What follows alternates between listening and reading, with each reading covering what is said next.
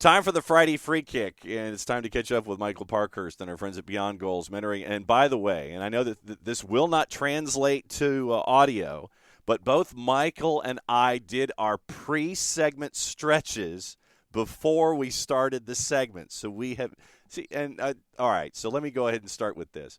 Obviously, there are ways to prepare for your job, ways to prepare for work. And I know for athletes, there are certain routines that you do.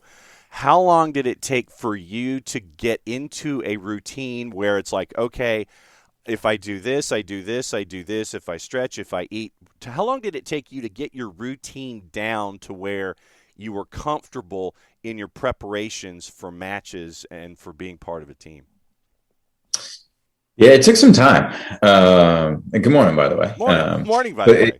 it did take some time, and I think that's one of the messages I tell kids these days is you have to find out what works for you. And it took me some time to figure out what worked for me, and this was a time when, we ate pregame meals, and a lot of teams even still do in MLS. You eat pregame meal on your own and then show up to the stadium. So figuring out what you want to eat, when you want to eat it, how much to eat, how early you want to get to the stadium, what you want to do once you're at the stadium. And it changes and evolves over time. The later on in my career, the more things went into the routine, the more I had to do to get my body ready to play. So that changes things. So early on in the career, it was way more simple. Way less things I needed to do to get ready physically, at least. So, but no, it does. It takes a little bit of time to figure out what works for you, because, there's no set in stone routine it's like, soccer players, we love to be told, okay, where to be at what time, what to wear, what to eat, let's like follow the rules.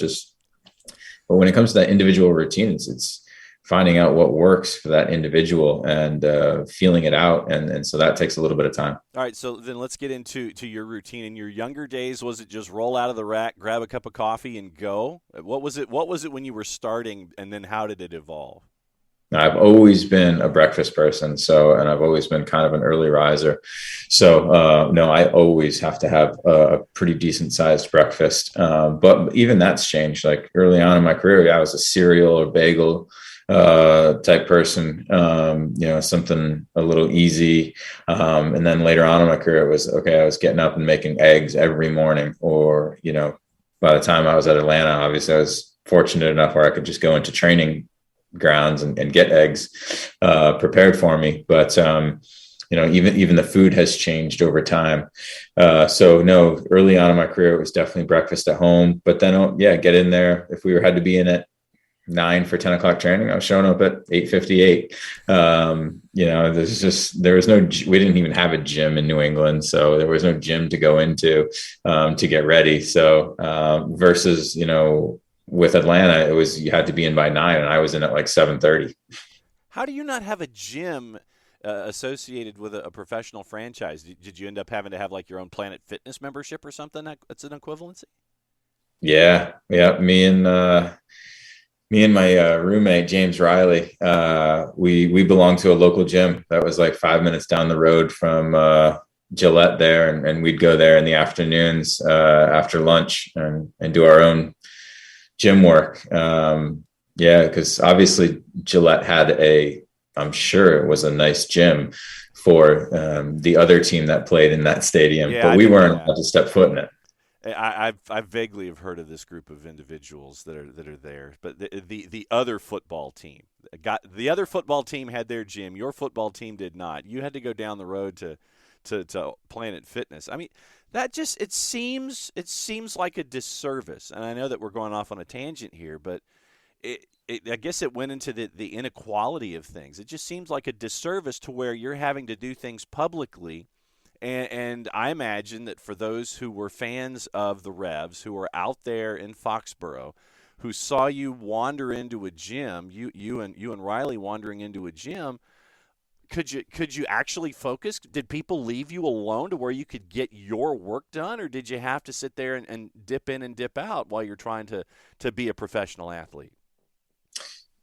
Yeah, I mean, No, we were able to get our work done Okay. because, the owners knew us and they helped us out. But nobody else really did. Plus you're in there at like 2 PM. So there's not many people in there, but things were so different back then, as right? This is MLS 1.0 that I'm talking about. And things have changed significantly since then, including at the Revolution, even though it took a lot longer than most teams. But we could go around town and not get noticed. But this was also a time where, probably validly, we were getting questions of, what other job do you do? Right. Like, surely you don't just play soccer and get paid, which was a valid question because we had guys making about 15 grand a year, who obviously were trying to pick up some side little gigs here and there, coaching and whatnot. But just a different time, different era. So, now that you get past the stretching element of it, and, as you get past breakfast and working out, how much did you have to add to that routine as you were getting longer in your professional career? How much more time did you have to add and regiment out? Was it stretching in addition to? And I mean, how detailed did this itinerary of yours get the older that you got in your career? Yeah, I think it was a combination of things. One is, obviously being around older players for a long time, you watch and see what they're doing, what works for them, and you start to incorporate some things, right? For example, one thing I never used to do was get in a hot tub before training. But I had always seen older guys do it, and thought, wow, I guess they just need it or whatever. And then, I got to Atlanta and, we had a really nice hot tub, and I started to get in it every now and then. And I thought, man, no, this is really actually helping me loosen up a little bit in the morning and get going. Plus I'd get in there and, with Chris McCann or Greg, and we do the crossword puzzle and have coffee. And, it's part of the morning routine I looked forward to, but it also at the same time was kind of helping my lower body get ready, warmed up a little bit. And so, that's just one, small example of like, seeing other guys do it and then trying it out. Does it work for me? Or other things I tried out and it's not for me. So I'd say at the end, it was a lot. I was getting in at, 7:15, 7:30, having breakfast. And then straight from there, it was, into the routine for, an hour and 15 minutes, hour and 20 minutes, before training, just to get the body ready.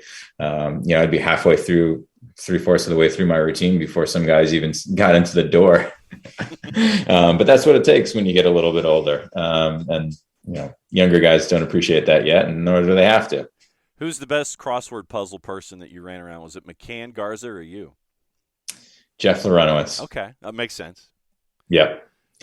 He was always our go-to if we couldn't figure it out. Myself, Chris, and Greg, we all had our little areas where we were a little bit better than the others, but we were kind of all on the same level, which was good because, we didn't have somebody that was just blabbing out all the answers.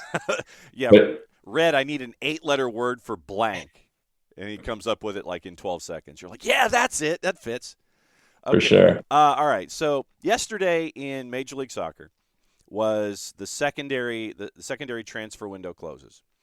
And I wanted to get into this with your perspective and then the perspective of dealing with mentees when you talk about this, because I imagine that when they stare at athletes, it's just like one continuous track.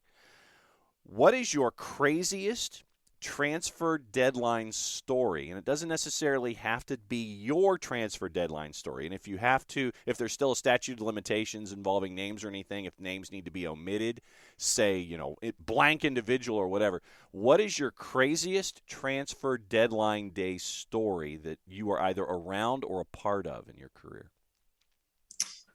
Thankfully, I was not involved in any deadline day deals. So I was fortunate for that, even though I was technically traded a couple times. It was kind of in off seasons and expected from my part. So that makes it a little bit easier. But I can't even remember any crazy deadline day deals as far as trading players and guys just gone. I mean, it definitely happened, but one of the crazier rules in MLS, especially when I was a little bit younger, was the fact that younger players, and I can't remember up until what age, but it was wasn't just rookies, could have their basically get cut up until like, I forget what date it was. It was like in summer sometime, maybe it was deadline day. But they could just get straight up cut. And so they didn't know if they were finishing out the season until this point. And then they had, obviously they're extremely nervous leading up to these days. And yeah, we had some teammates that got cut at this time so that, they could bring in another veteran or a foreign player or something. And you feel terrible for these guys because it's like, it's too late to join a USL team usually, kind of what do you do from here? And having some of those conversations with younger players and hoping that they can bounce back from it. So that was the worst, I think, of the deadline day. Guys just straight getting cut. I mean, getting traded is no fun either, especially, coast to coast. I mean, I spoke with Julian like 2 weeks ago when he got traded, from DC to Vancouver. And even though it wasn't a deadline day, it was a day of trade, and shocking from him, and has a house, has a family, going from one coast to the other coast, US to Canada. I mean, it's not easy. And one of the things I think that it's important for younger athletes, younger players, or what have you, about all of this is that it is the rarest of rare instances where you are a Carl Yastrzemski, you are an Al Kaline, and I just dated myself with those two references, I'm fairly sure. Alan Trammell, Lou Whitaker, that kind of a thing in baseball where you're spending your entire career in one place from the moment that you're drafted all the way through, from your teenage years to your middle-aged years. It is rare that you're going to be doing it in one location. And I think that it sometimes, sadly, it takes those moments to remind ourselves that this is a business, and sometimes you're going to get uprooted. And it's something that I think that I don't know if the younger players today still are have that as a part of their psyche that, yeah, I'm going to be here for my entire career. It doesn't always work out that way. No, for sure. And I'm sure some of them do, especially homegrown signings. Maybe they've got aspirations to go over to Europe or try something different at some point in their career. They don't know when. But things have changed so much, and you're right. It is such a business. And I think that there was something previous in the previous generation where you had that pride of staying with one team forever and for a long time. But I've got such a different mentality towards it these days, especially after my career. Like, as nice as that sounds, has you, doesn't value you as much as some other teams do out there. I think that's just the nature of business in general.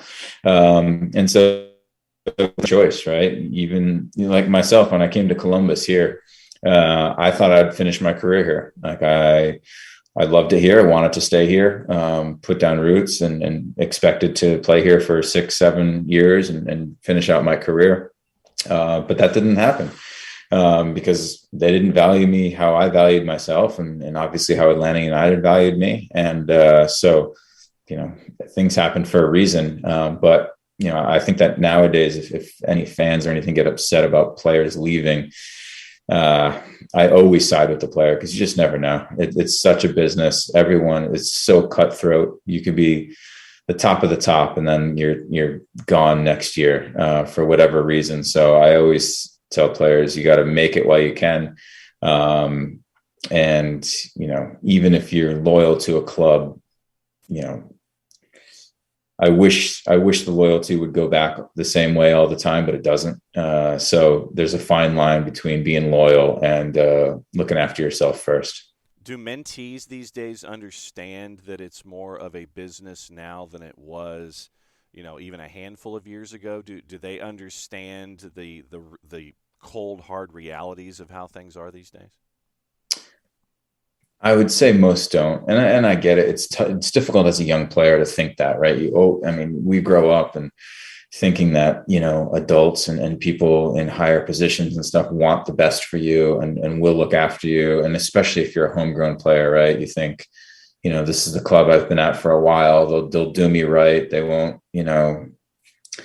pull one over on me or anything like that. And you hope it doesn't, right? But I've seen it happen, and it won't be the last time. But that's just life in general, right? And sometimes you have to learn the hard way, but also you have to know that you have to look out for yourself first, even with agents and people that you think are on your side. Sometimes it can be a little challenging, and that's all part of the process. But yeah, definitely having the mentality of like overcoming adversity, right? That's one of the huge things we talk about, and a lot of this stuff is just adverse issues that occur throughout one's career, and how do you accept it and how do you move on?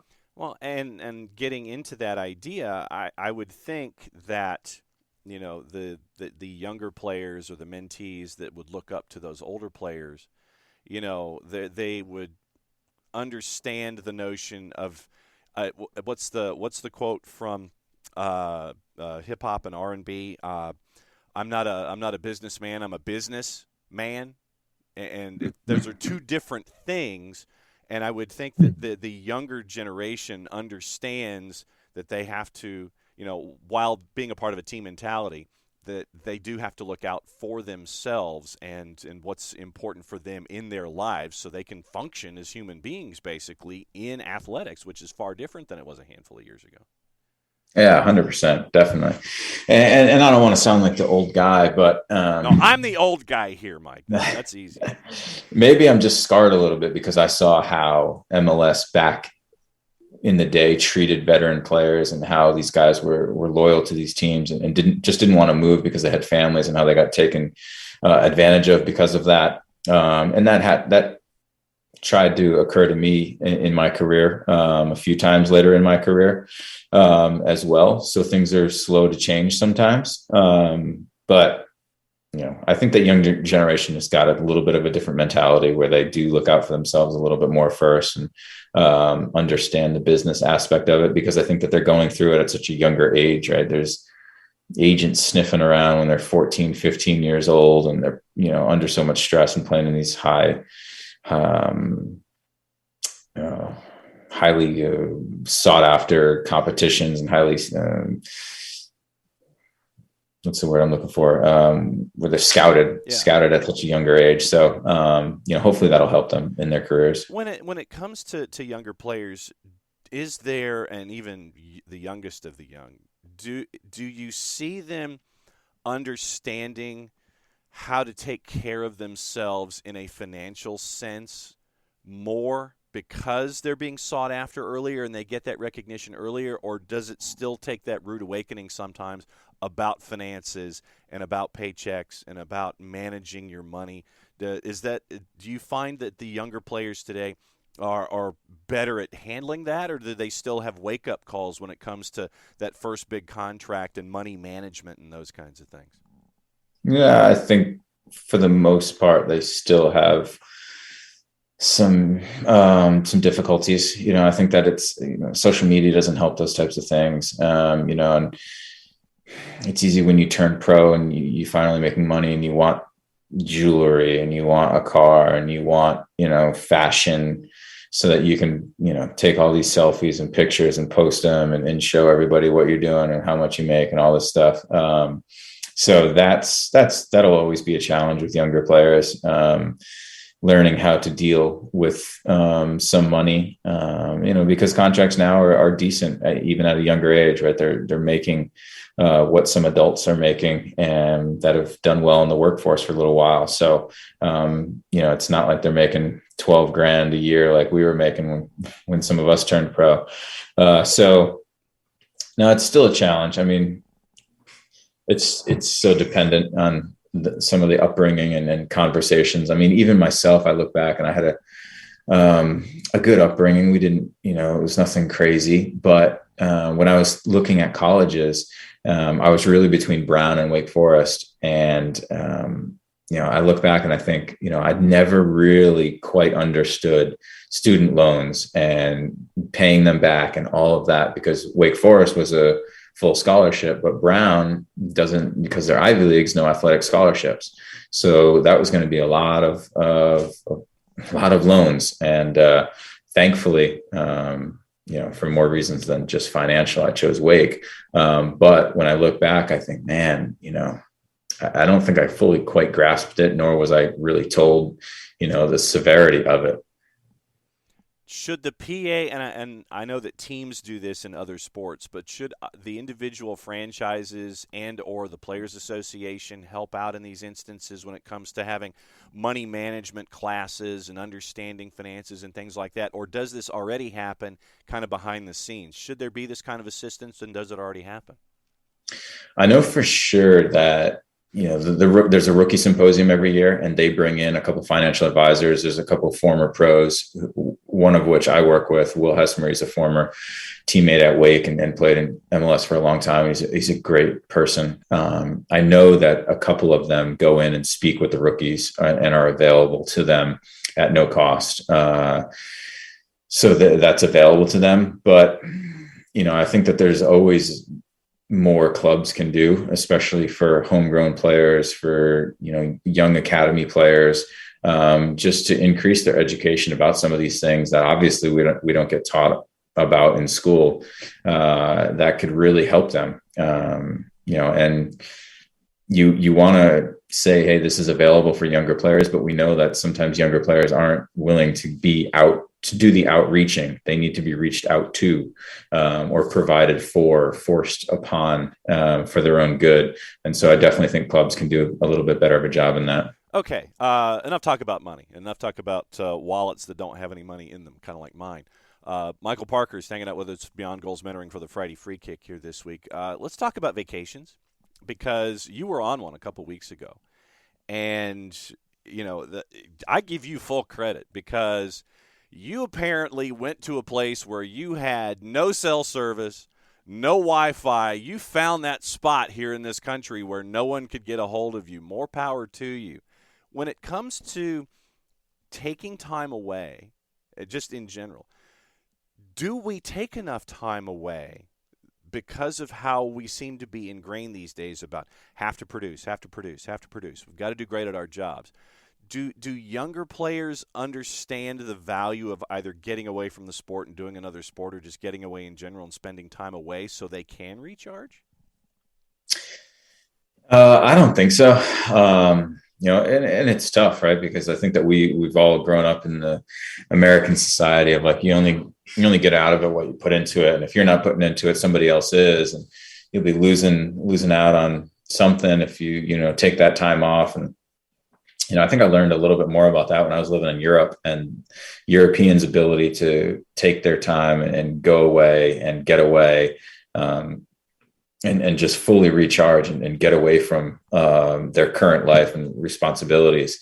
Because it is super healthy and super important. And you have that newfound love for what you do, hopefully, when you do come back. And, I think that even if you're taking a little bit of time off, and I encourage the kids that I mentor to take some time off in the summer, like take 2-3 weeks. Don't touch a soccer ball if you don't want, right? It's not that you're not going to lose that much. You really won't.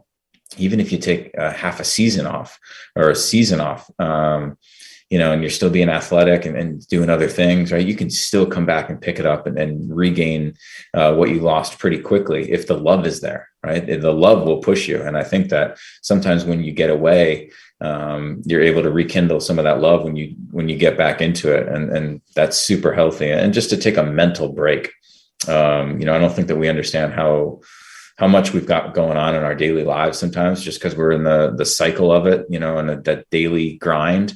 But then when you step away and you're able to relax, you're able to see like, wow, shoot, I put a lot of pressure on myself. I stress a lot. And so to get away from that for a little bit of time is so nice for the body and mind. What was your favorite getaway as an athlete? And then as a pro, what would you do to step away completely? Was it family time, or was it stuff where you just completely and totally detached, or what were your getaways? Yeah, for me, it was family time. And the getaway, when we're in season, we're lucky to get a weekend off here or there or whatnot. So, I'm not saying that every getaway has to be a week or 2 weeks or a month or anything like that, but when we got a weekend off, it was like, okay, let me get away. Let me get away from soccer. Let me not watch any soccer on TV. Let me, not think about any of that. Or not stress about, the table or what's going on. Right. Let me recharge, whether that's in town or out of town. But for us, it was always, I had kids when I was pretty young. So just being around them and hanging out with them and going to their events and their games and all that stuff, that was me getting away from my responsibilities. I still think that there are times today with the younger athlete where getting away for them means burying their head possibly in a video game. And that to me doesn't seem like that's getting away. But of course, being 7,000 years old, I may not necessarily understand the young psyche. It seems like that there could be other ways to do things that might be more mentally productive instead of pushing yourself into something where you're amped up all over again. I would think that there are ways to do it, but is that a valid way if that's what's comfortable for you? Yeah, I mean, I lean your way as well. And I'll tell one quick story about technology, and it does amp you up. And I try and tell my own kids this because when I was a young pro, there were a bunch of us young on the team in New England, and we'd bring a PlayStation, I think it was, with us on road trips and stuff. And so, we got a 7:30 kickoff. So what do you do all day? So, we play video games for hours, and there were more than a handful of games where I'd get to the game and I'd be zapped of energy. And I thought, God, what is going on? Why don't I feel good? And it took me a long time to figure out, not a long time, but over a year probably, to figure out that it was the video games. And I was playing video games for a couple hours, on day of games, especially away games. And, I was competitive. So you want to win, you're getting amped up, you're getting stressed a little bit, the heart rate's getting up, and it was zapping me of energy where I got to the game and I just did not feel as full of energy as I thought I should. And so, from that point where I figured that out, I didn't play any more video games, basically at all. But especially not on game day. So I try and tell my kids, hey, you're exerting a lot more energy than you think playing these video games. All right. So one more thing before you go, and it's a tip of the hat from us. It was a piece of news that came across, and it's the next stage in one of your projects where Pawtucket is getting to that next level. Congratulations. How does it feel? Thank you. Yeah, really, really good. A huge weight lifted off our shoulders because things were a little hairy there for a little bit. COVID is still playing games with us all, and our stadium costs were through the roof because of everything going on in society. So we really needed some help because it's almost all privately financed. But with this unexpected cost, we really needed some help from the state and city. And so that's always challenging. There's so much red tape. It's a political year as far as elections. So that doesn't help. So finally, we had the vote on Monday. We just barely passed, but passing is passing. So the project is going forward. We've got what we need. So there's a groundbreaking ceremony next week that I'll be at up in Rhode Island. So full steam ahead. And now we can really go after things and solidify positions, hire some people, and get ready for 2024. So super exciting. Are you going to the groundbreaking? I am, yes. I've got a busy week next week because I'll be at the MLS All-Star Game. I've got some festivities to attend there, and some things to do around the game, and then straight from there to Rhode Island for groundbreaking. Well, we'll be definitely looking at that. That's going to be very cool. Could not leave this go-round of the Friday Free Kick without talking about it. Congratulations on that next step. Let's see. I think that we're planning a remote. And SDH is planning a remote. So keep that. Make sure that everything is in line so when we come up and can do the remote, we'll do the remote. Cap, it's great always to catch up with you. Glad you got some time for vacation. Congratulations on what's going on in Pawtucket. We'll catch up with you in a couple of weeks. Thanks, Sean. I appreciate it. And yes, good luck to Atlanta United this week. Big one. Hopefully the Benz is packed and we get a good performance.